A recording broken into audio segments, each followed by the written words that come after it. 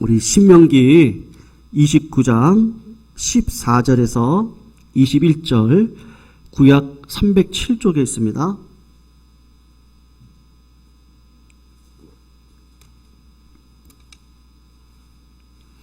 신명기 29장 14절에서 21절까지 말씀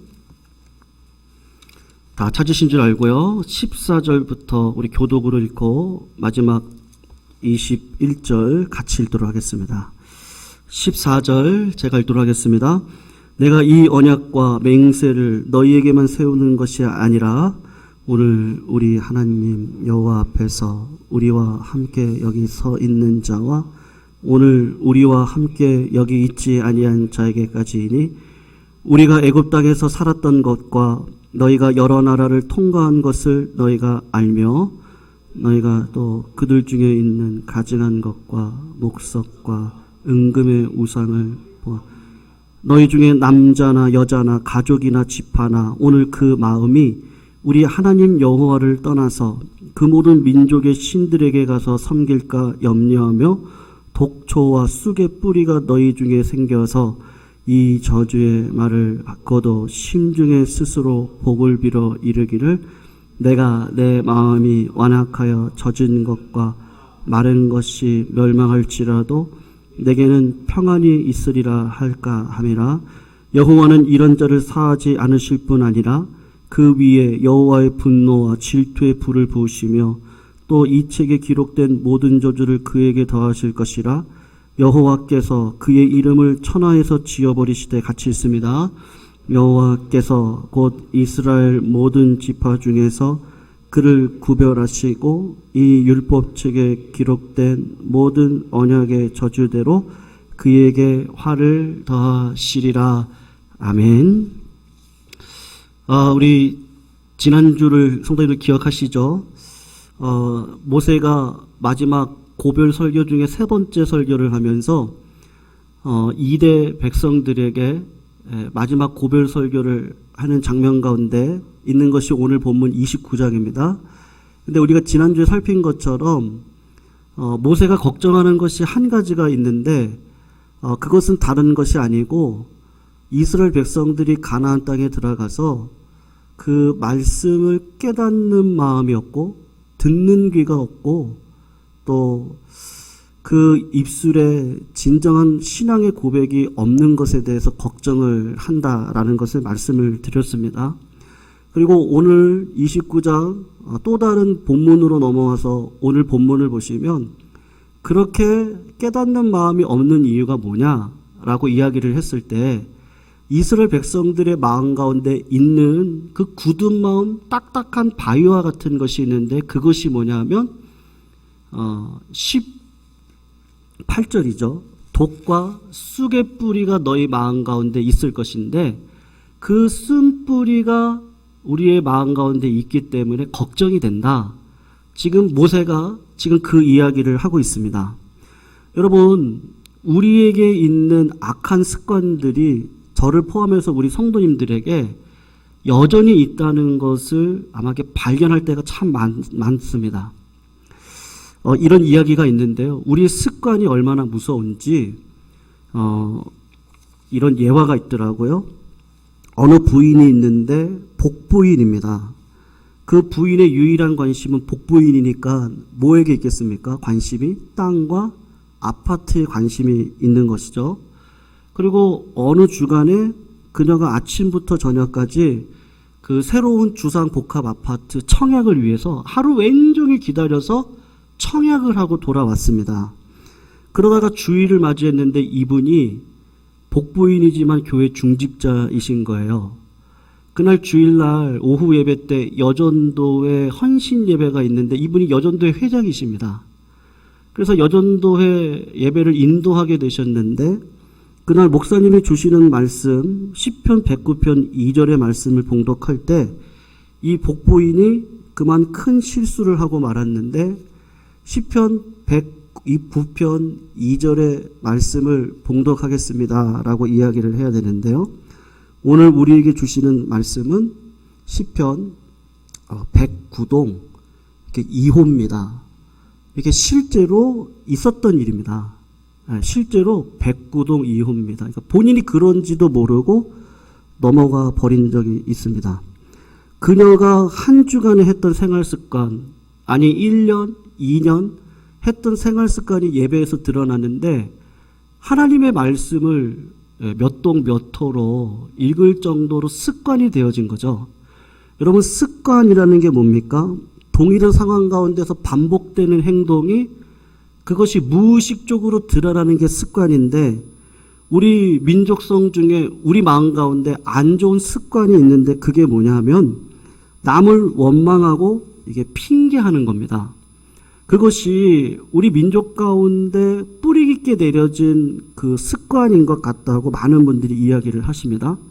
그래서 이 속담을 보면 그런 습성을 발견할 수 있는데, 잘 되면 내 탓이고 못 되면 누구 탓이라 그러죠? 조상 탓이라 그러죠. 그리고 처녀가 애를 낳아도 할 말이 있다고 이야기를 합니다. 그리고 핑계 없는 무덤이 없다라고 하는 속담이 우리들에게 있는데, 이 나라 이민족 가운데 뿌리 깊게 내려진 것이 뭐냐면 한국 사람들이 그렇게 뭐라고 하죠? 이렇게 야성미가 넘치고 그렇지는 않더라고요.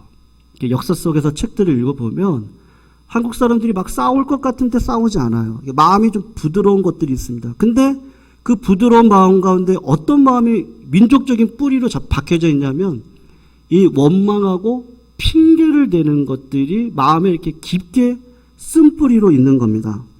그래서 여러 역사학자들이 왜 그럴까? 그것을 생활 속에서 원인을 찾아서 이렇게 이야기를 하는데, 예를 들어서 길을 가다가 아이가 넘어지면 어른들이 어떻게 하죠? 야, 조심해. 일어나야지. 그렇게 이야기하지 않고 보통 어떻게 합니까? 이 돌뿌리를 가지고 떼치. 너 때문에 얘가 넘어졌잖아. 이렇게 하잖아요. 그러면 그 아이가 그 부모님의 그 모습을 보면서 문제는 내가 조심하면 되는 것이 아니고 저 돌뿌리가 문제라고 생각을 하게 되고, 그런 식으로 계속 생각하게 되면 어떤 일이 벌어집니까? 어른이 되어서도 나도 모르게 쓴뿌리가 딱 하나 들어가 있는데 어떤 일이 벌어지면 늘 남에게 핑계를 대고 원망을 하는 경우가 생기는 것이죠. 여러분, 이스라엘 역사 속에서도 그런 쓴뿌리가 있습니다.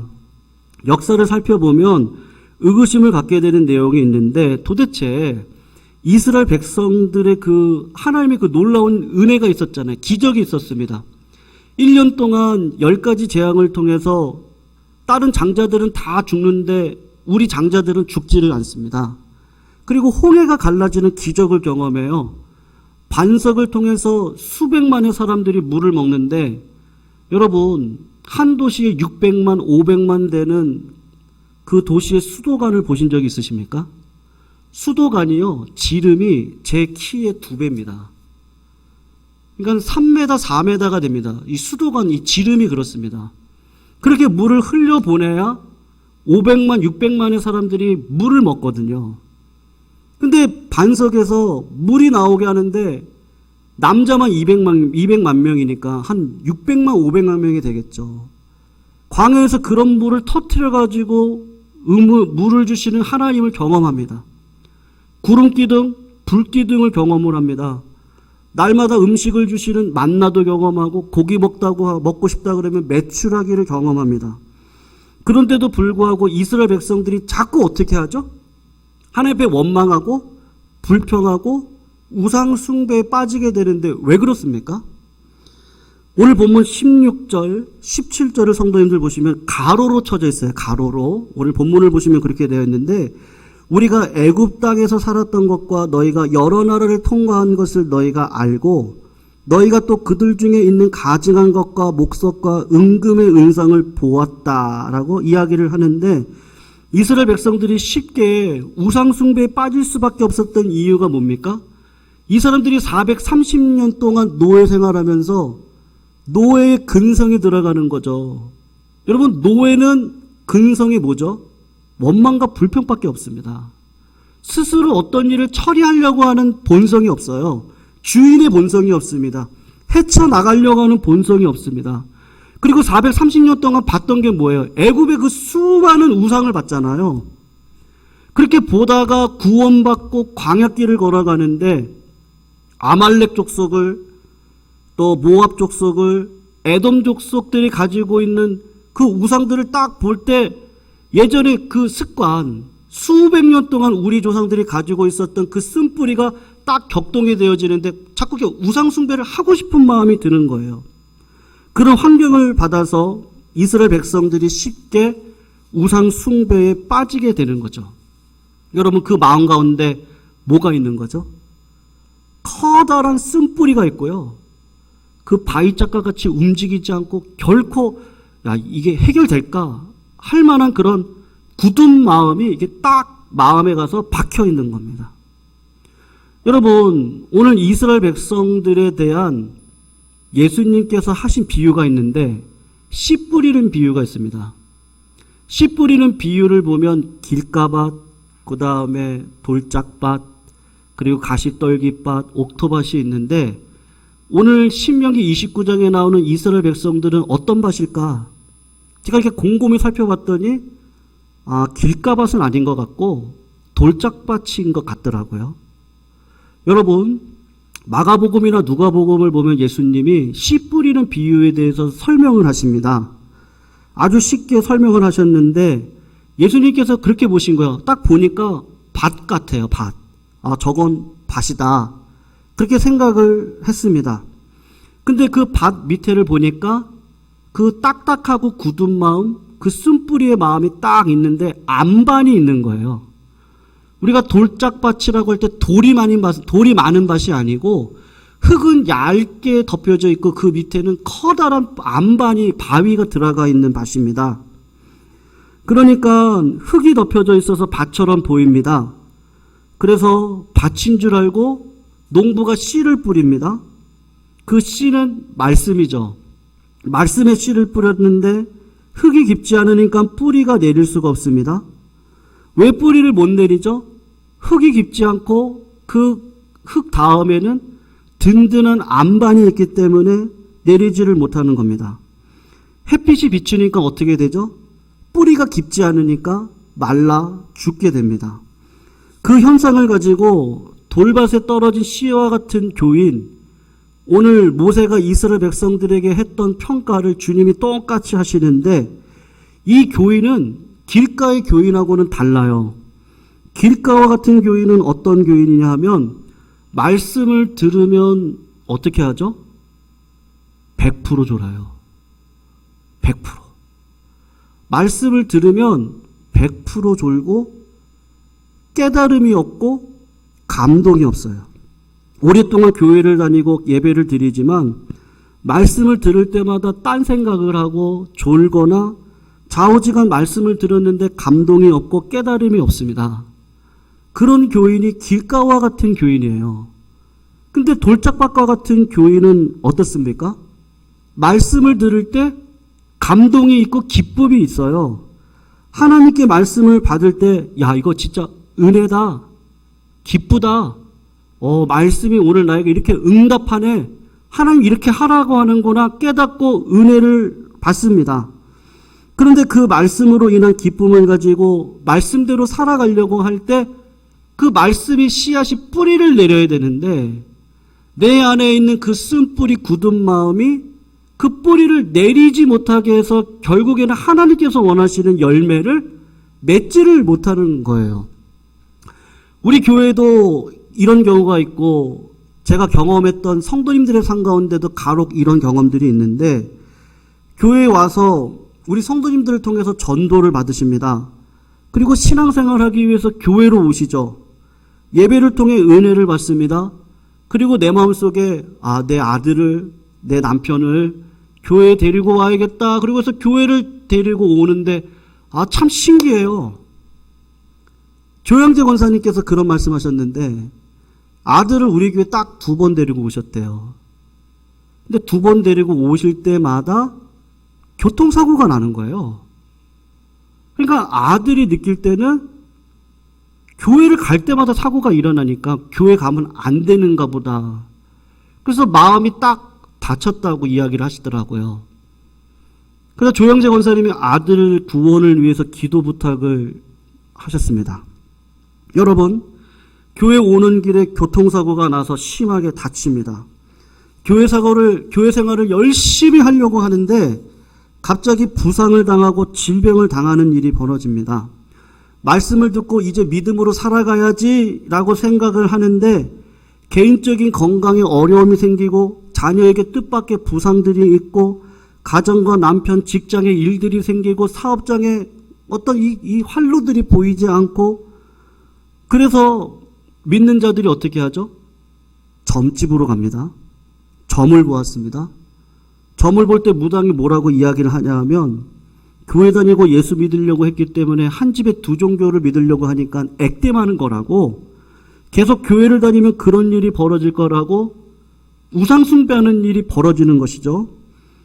여러분, 하나님께서 말씀의 은혜를 주시고 감동을 주셔서 믿음으로 살아가라고 하는데 그 뿌리가 약하다 보니까 내 안에 있는 그 우상 숭배가 강하다 보니까 결국은 점집까지 찾아가는 거예요. 점쟁이의 말이 더 큰 거죠. 말씀보다도. 점쟁이가 이야기하는데 이렇게 교회를 다니면 질병이 올 거예요. 가정에 우환이 와요. 어려움이 올 것 같아요. 말씀을 붙들고 따라가고 살고 싶은데 여러 가지 환난과 핍박이 올 것 같습니다. 그런데 성도님들, 옥토밭은 어떻습니까? 옥토밭에 있는 신앙이 깊은 사람은 말씀의 뿌리가 깊게 내려가 있습니다. 그러니까 환난과 역경이 오고 바람이 불면 더 어떻게 돼요? 여러분, 봄에 이 갑자기 추워질 때가 있죠. 그걸 뭐라 그러죠? 무슨 추위라 그러죠? 꽃샘추위라 그러죠. 그 꽃샘추위가 올 때 바람이 심하게 불고 춥습니다. 그럴 때 이 식물이 온전한 식물이라면 뿌리를 반드시 밑으로 내리게 되어져 있습니다. 바람이 불면요, 뿌리가 더 깊게 들어가게 되어져 있습니다. 그러니까 옥토와 같은 교회는 환난이 오고 고난이 오면 더 말씀의 뿌리를 가지고 깊게 내려가서 생수의 물을, 성령의 불을 찾아서 내려가게 되어져 있습니다. 그러니까 어려울 때 어떻게 합니까? 옥토와 같은 교인들은 기도합니다. 하나님 앞에 나아갑니다. 제가 말씀드렸지만 금요기도에 오셔서 주무셔도 돼요. 기도가 안 나올 때는 아버지라고만 부르셔도 돼요.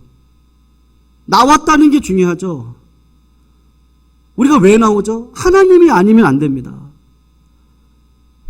험한 풍파 가운데 하나님께 점점 정진하는 인생을 살아갑니다. 그런데 돌박과 같은 교인이 생각할 때 문제가 뭡니까? 이렇게 생각을 하는 거예요. 자꾸 어떻게 생각을 하냐면요, 그 사람에게 그런 어려움과 질병과 재난이 없었다면 신앙생활을 잘할 수 있는데 질병과 어려움이 오니까 신앙을 버렸다. 그래서 문제가 뭐라고 생각을 하는 거예요?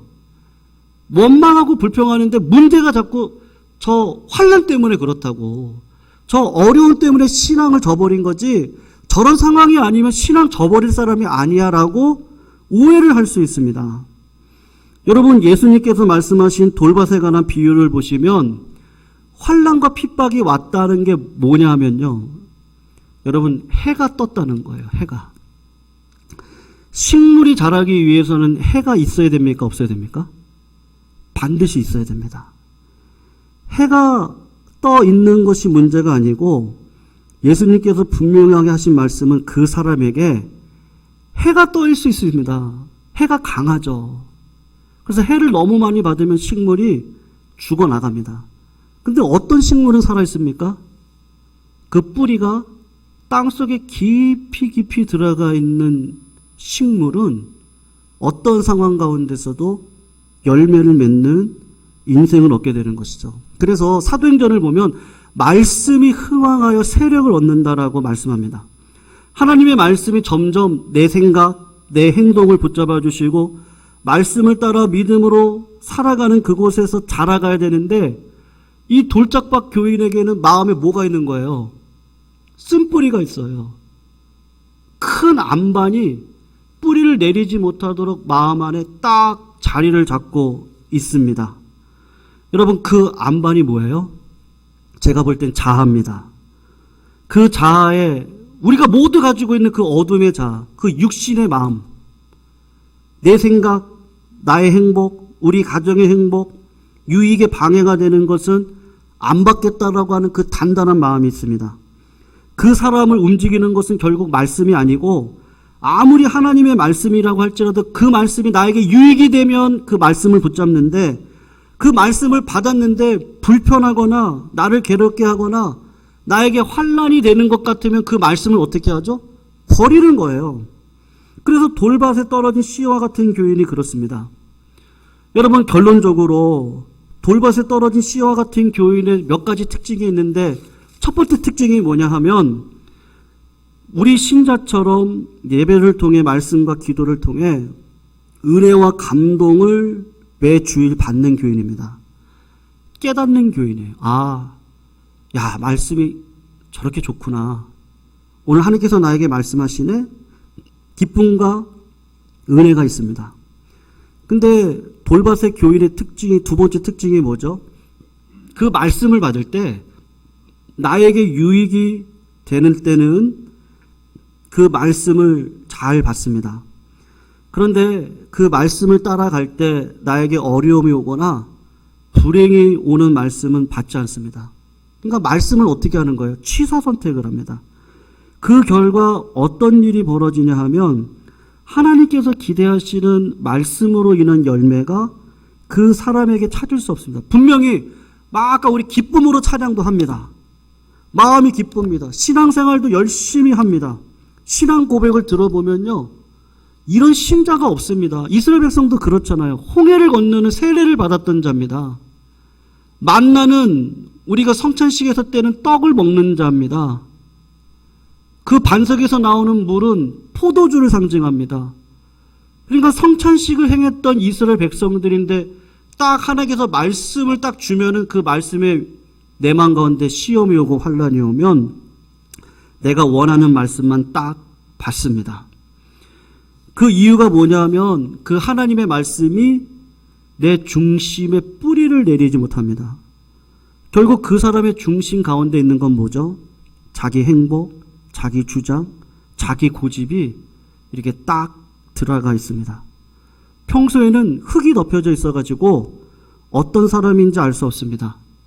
근데 경제적인 문제, 또 자존심의 문제라고 할까요?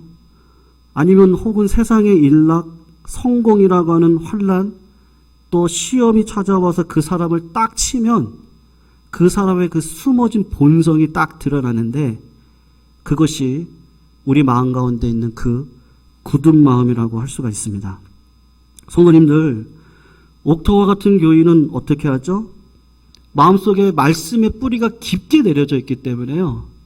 어떤 환난, 어려움이 오면 성령의 열매 가운데 인내합니다. 절제합니다. 그리고 하나님의 백성다운 삶을 위해서 오늘도 몸부림을 칩니다.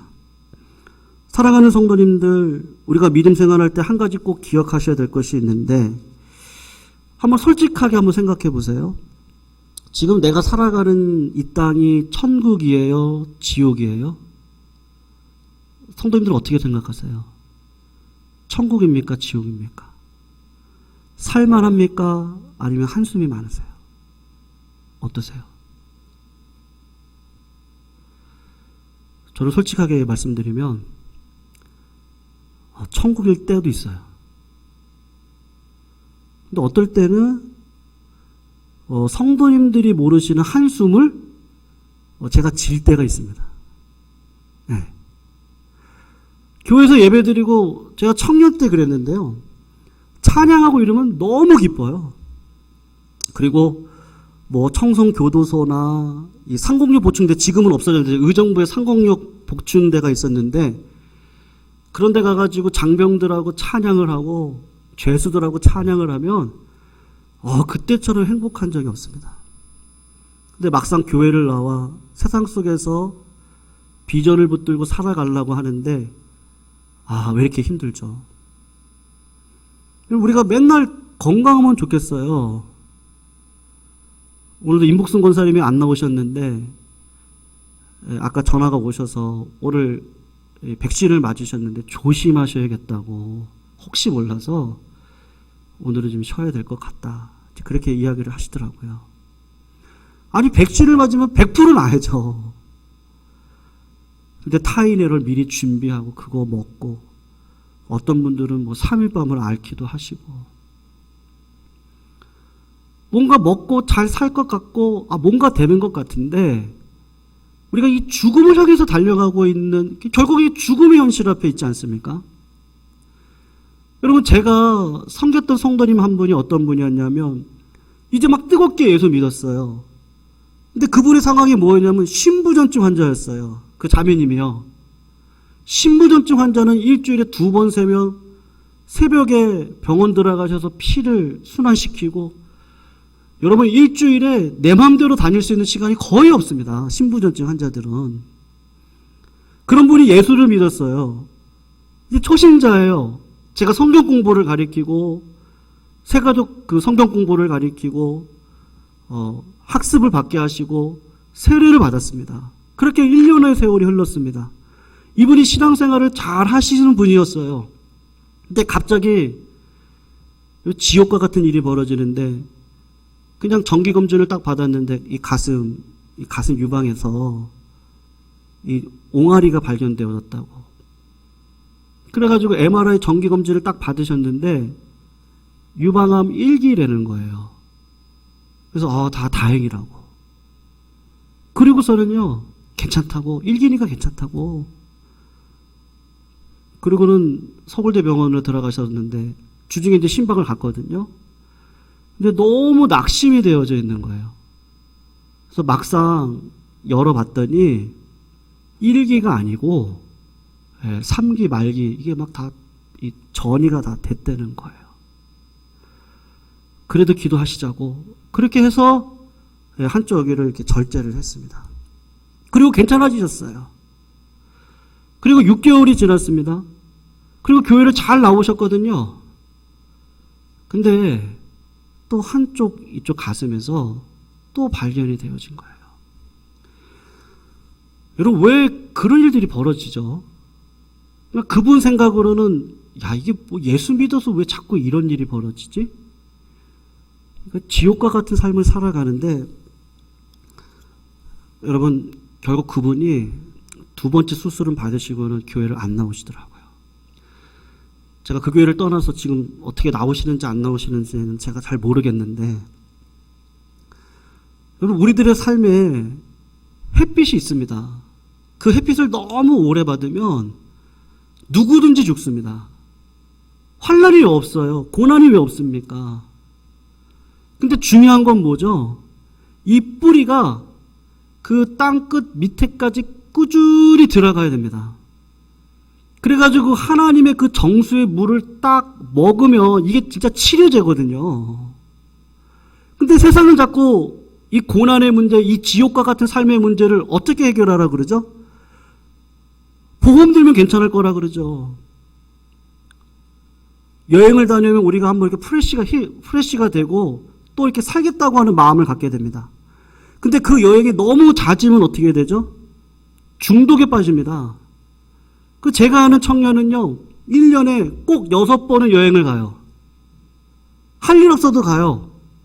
직장을 1년밖에 안 다녀요. 중독이 된 거예요, 여행에. 원하는 거 다 해보라고 세상은 이야기를 하죠. 근데 그리고 난 다음에는 그냥 죽는 거예요. 그러니까 마취제 먹고 살아가는 겁니다. 근데 하나님께서 이스라엘 백성들에게 모세를 통해서 지금 이야기하는 게 뭐죠? 너희들이 그 마음 가운데 굳은 마음이 있어요. 성도들 우리 마음 가운데 쓴뿌리가 있습니다. 그래서 나도 모르게 저도요. 판단할 때가 많아요. 목사가 가장 위험한 게 뭐냐면요. 자꾸 판단하려고 그래요. 나는 제대로 못하는데. 그래서 입을 조심하려고 상당히 애를 쓰거든요. 생각을 조심하려고. 이러면 안 되지. 나나 잘하자. 우리가 믿음 생활하면서 그런 쓴뿌리들이 우리 마음 가운데 있거든요. 모세가 그걸 알아요. 430년 동안 노예 근성 가지고 살아왔던 자들이 40년 광야훈련 받았다고 끝날 문제가 아닙니다. 분명히 보이는데 하나님도 말씀하시는데 가나안 땅에 들어가면 또 그 굳은 마음으로 살아갈 걸 알고 넘어질 걸 알아요. 쓴뿌리가 될 걸 알아요. 그 쓴뿌리로 오늘 19절을 보면 하나님께서 분명히 경고하시는데 괜찮다 그래요. 평안하다 그래요. 그런 마음 갖지 말라고. 돌짝 같은 밥 되지 말고 하나님의 말씀은 살았고 운동력이 있어서 좌우에 날서 어떤 것보다 예리하여 혼과 영과 관절과 골수를 찔러 쪼개는 그 성령의 말씀이 내 마음 가운데 있는 그 굳은 마음이요.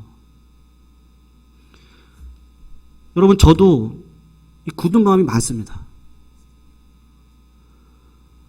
그래서 날마다 하나님 앞에 나아가지 않으면요, 여러분, 왜 저라고 답답하지 않겠어요? 그래서 한번 나가볼까? 세미나 핑계대고 한번 어디 한번 갔다 와볼까? 바람 쐬볼까? 제가 한국으로 유학생활 끝나고 돌아오기 전에 저희 아파트 옆에 한국교회가 하나가 있었거든요. 아내가 거기 새벽 예배를 나갔었어요. 제가 미국에서 사역을 마치고 한 달 정도 쉴 기간이 있었는데 들어오기 전에 그래서 그 교회를 주일날 나갔습니다. 그 목사님이 목회를 잘 하셨거든요. 미국에서 200명, 300명은요, 2,000명, 3,000명입니다. 이민교회에서. 그 목사님께서 제가 떠나려고 그러는데 저보고 갑자기 밥을 사주시겠대요. 그래서 만났거든요. 그 목사님이 저한테 이런저런 이야기를 하다가 제가 그랬어요. 목사님, 정말 목회를 참 잘하시고 계시는데 저는 이제 초년병입니다. 이제 한국 돌아가서 이제 시작해야 되는데 목사님께서 저에게 해주고 싶으신 말씀이 있으시면 부탁드려요. 그때 목사님이 3가지를 말씀하시더라고요. 그 중에 2가지가 기억이 나는데 절대로 나가서 성도 욕하지 말아라. 자기 새끼 욕하는 건 부모가 아니다. 그러니까 저보고 부모가 되라고 이야기하시더라고요. 2번째, 바람난 부모 봤지? 집에 부모 안 들어오면 그 가정 깨지는 거야. 어떠한 상황에서도 교회를 지키라고 그 얘기를 해주시더라고요. 그 얘기를. 그 얘기가 처음에는 잘 몰랐거든요. 근데 목회를 하다 보니까 알겠어요. 내 마음 가운데 그 굳은 마음이 이 코로나19가요, 막 이렇게 격발을 시켜요. 네. 코로나19 때문에 막 이런 마음이 들고요. 하나님, 뭐 이런 마음도 들고요. 그럴 때도 있었죠. 그러다가 어느 순간, 조심하자. 안 돼. 이렇게 이러면 안 돼. 이러면 안 돼. 그러니까 말씀을 읽고 말씀이 이렇게 막 안 읽어질 때 눈이 아프거든요. 제가 이제 노안이 오니까 본당 와가지고요, 이거 핸드폰 그냥 성경 말씀 이렇게 딱 틀어놓고 여기서 막 읽어주거든요. 그럼 앉아가지고 그렇게 하고 있는 거예요. 제 나름대로는 몸부림이에요. 몸부림. 제 나름대로. 그래서 솔직한 고백을 드리는 겁니다. 목사지만 내가 환난과 바람이 불 때 뿌리가 보이면 큰일 나는 거잖아요. 여러분, 교회가 그렇습니다. 중직자들이 보이시면 안 됩니다. 중직자들은 뿌리이시기 때문에요, 보이시면 안 되고 기도의 아버지 어머니로 이게 뒤에서 섬겨주시는 게, 뿌리가 나오면 그 나무가 흔들립니다. 우리 아버지 어머니들이 내가 이랬다라고 자랑하실 수도 있지만 대부분 헌신하셨던 아버지 어머님들은 그렇게 말씀 안 하시더라고요. 그러니까 말씀에 성숙하고 뿌리를 내리는 신자의 특징이 뭐죠? 왜 환난이 없고 어려움이 왜 없습니까? 우리가 왜 병마가 안 찾아옵니까? 우리 자녀들의 삶 가운데 왜 앞길이 걱정이 안 됩니까? 그런데도 불구하고 하나님 앞에 나오는 거죠. 그런데도 불구하고 하나님 뜻이 무엇이에요? 물어보는 거예요. 그런데도 불구하고 하나님, 저 절대로 이제는 말씀을 떠나서는 살지 않겠습니다. 탕자와 같은 삶을 살기 싫습니다. 옥토바 돼야죠. 그때 하나님 만나고 내 안에 있는 그거를 하나님이 이렇게 끄집어 주십니다. 그걸 경험하게 돼요. 이 성령이 나를 이렇게 감화 감동시켜 가시는구나. 세월을 두고 가게 하시죠. 사랑하는 성도님들, 오늘 설교 제목이 거절을 통한 승화인데, 여러분, 거절을 제가 할 수 있나요? 그렇지 않습니다. 근데 참 신기한 건요, 세상에 흔들리고 내 마음의 본성대로 가면 절대로 말씀대로 살아갈 수 없는데, 그런 내가 그런 줄 알고 나는 그런 놈이야. 내 안에 어둠이 있어요. 그걸 알고 솔직하게 하나님 앞에 나아가서 하나님, 기도도 안 나와요. 하나님, 말씀을 읽고 싶은데 읽고 싶은 마음도 안 들어요. 그래도 억지로 내가 이거 아니면 살아갈 수 없어. 여러분, 어떨 때는요, 말씀 준비가 너무 어려울 때가 있어요. 이게 안 보여요, 말씀이. 왜냐면 새벽부터 나와서 뭘 하다 보면 피곤할 때도 있거든요. 그런데도, 여기 있어야지. 그런 마음이 들거든요. 사랑하는 성도님들, 얼마나 힘드세요? 얼마나, 우리 성도님들의 이렇게 뵈면 제가 이렇게, 우리 이소영 권사님 지금 똑바로 앉아 계시지만, 아까까지만 해도 이렇게 옆으로 앉아 계셨거든요. 얼마나 아프신 거 잘 알죠. 그리고 하루에 2번, 3번 일거리를 위해서 또 나가시는 분들도 계시고, 세월이 흘러가면서 육신이 연약하신 분들도 계시고, 가정 만족하면 좋겠는데 가정 안에서도요, 얼마나 우리 가운데 만족이 없는 가정들이 얼마나 많습니까? 지옥과 같은 삶인데도 그 뿌리를 말씀으로 내리면 하나님께서 반드시 30배, 60배, 100배의 열매를 저희들에게 허락해 주실 줄로 믿습니다. 성도님들, 식물이 자라려면요, 태양이 필요합니다. 태양이 필요합니다. 환난과 어려움이 있습니다. 없을 수가 없습니다. 그러니까 신앙이 깊어지면 하나님 이 고난을 멀리 해주세요가 아니고, 이 코로나로 힘들고 어려운 가운데서 하나님 준비시켜주세요. 준비시켜주는 기도를 통해서 하나님 열어주세요. 오히려 햇빛이 신앙의 광합성을 일으켜서 하나님의 열매를 맺는 도구가 되어지니까 사도 바울이 그걸 딱 깨닫고, 고난이 유익이구나. 교회사에서 유명한 말, 환난과 고난의 옷을 입혀주신다, 복을 주실 때는 그렇게 말씀을 하시는 것이죠. 사랑하는 성도님들, 앞길이 안 보일 때도 있을 겁니다. 그리고 답답할 때도 있고, 남들 모르는 한숨이 있고요. 또 기쁠 때도 있을 겁니다. 그럴 때도 하나님께서 나에게 허락하여 주신 은혜를 붙들고 말씀의 뿌리를 깊게 내리시면 반드시 30배, 60배, 100배의 은혜가 갚아주시는 열매를 하나님께서 반드시 주실 줄로 믿습니다. 그게 누구예요? 요셉이잖아요. 다니엘이잖아요. 예배를 드릴 수 있는 상황입니까? 그런데도 늘 하나님 앞에 나아갔던 그 다니엘, 15살부터 80대 중반까지 그를 쓰시는 하나님, 은혜를 베풀어 주시고, 하나님의 역사가 시대 속에 이렇게 이루어지는 증인이 되게 해주시는 그 은혜. 성도님들, 그런 은혜를 저희들에게 허락해 주실 줄로 믿습니다.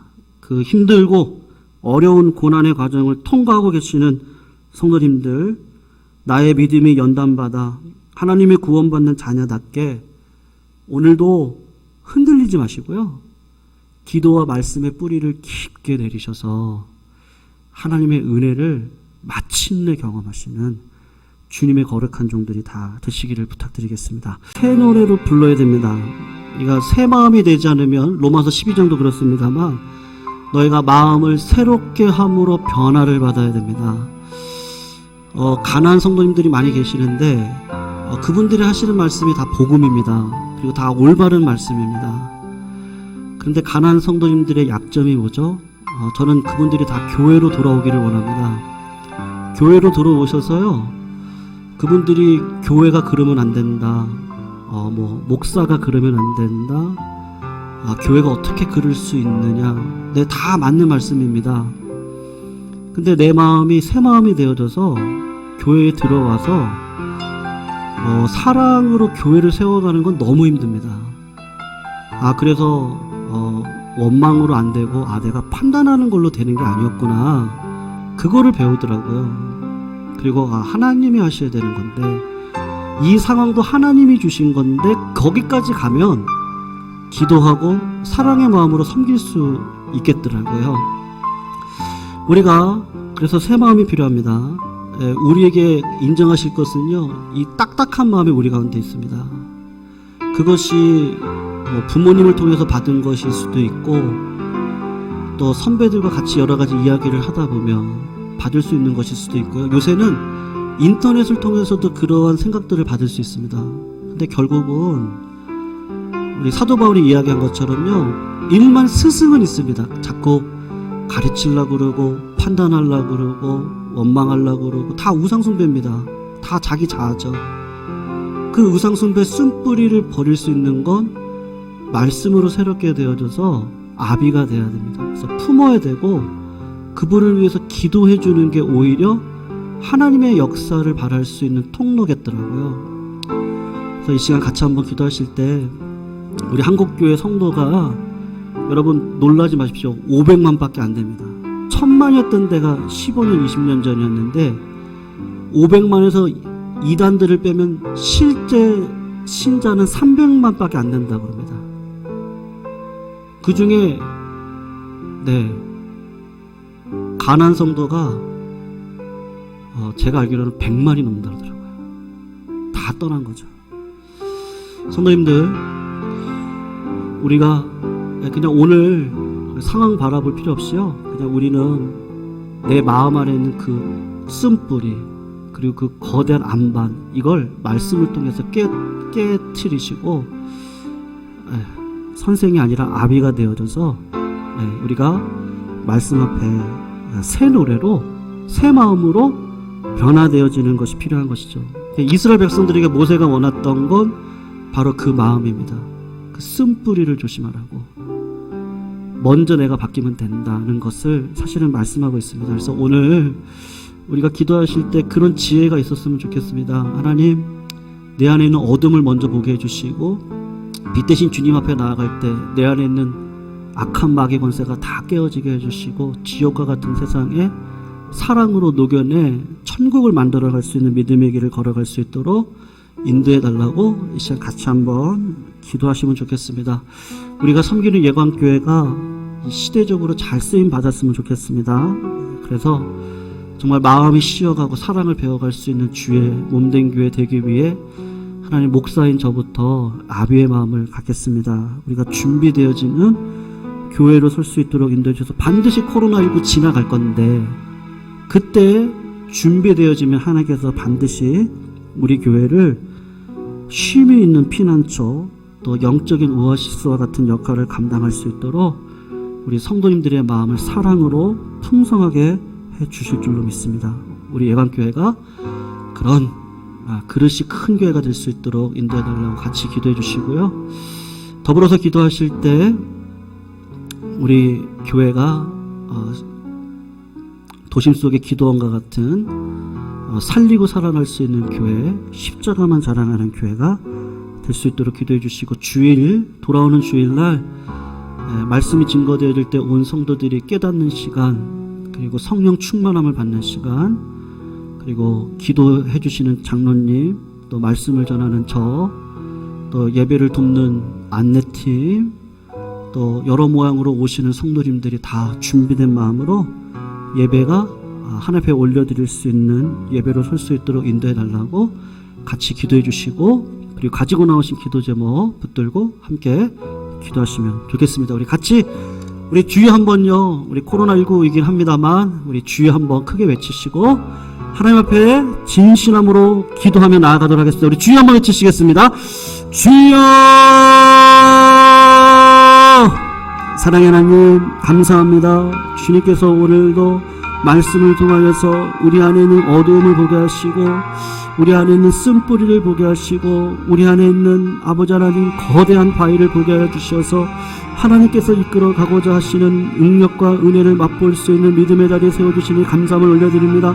하나님, 아버지 하나님, 내 안에 있는 어둠을 예수 그리스도의 빛 대신 주님이 찾아오셔서 언제나 내 마음속에 어둠은 물러가게 해주시옵시고, 주님께서 허락하신 옥토밭과 같은 마음이 되어져서 무슨 말씀을 하시든지 간에 30배, 60배, 100배 열매를 맺을 수 있는 주님의 거룩한 백성 되게 해 주시옵소서.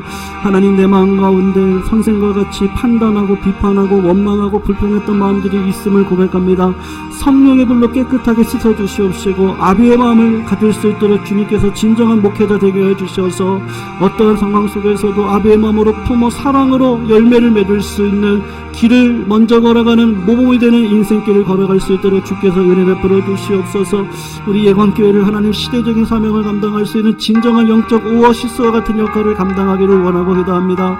하나님, 우리 교회가 아버지 주님의 사랑을 배우고 주님의 사랑을 증거하고 주님의 사랑을 이 땅 가운데 실천할 수 있는 교회 되게 해주셔서 하나님의 크신 사랑을 이 땅 가운데 드러내게 부족함이 없도록 주님 아버지 인도하여 주시옵소서.